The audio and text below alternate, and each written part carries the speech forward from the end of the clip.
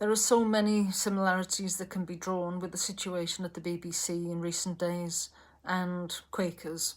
I think it's same is the case for many other institutions and charities across the British landscape.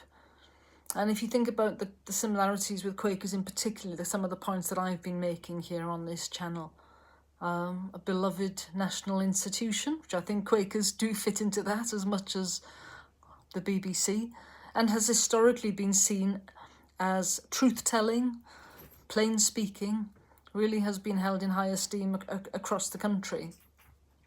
But the claims of progressive bias, and I would say evidence for that, has really been systematically ignored and sidelined.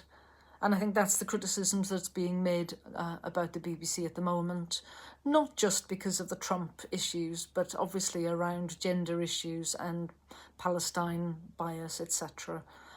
Some very similar issues that I've been raising here around Quakers in Britain.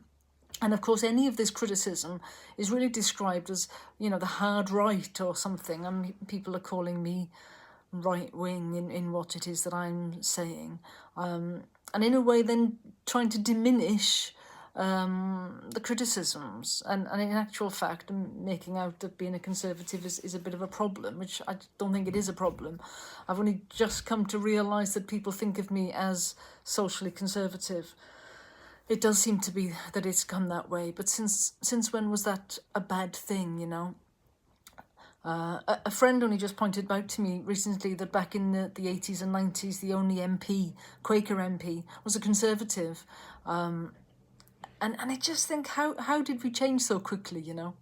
So I think there is a bias. I don't think it is just far-right conspiracy. I don't think it's simply all about President Trump and those kinds of issues. There are some deep-seated issues, and I think it is a risk to the BBC, and the same risk is happening in Quakers as well.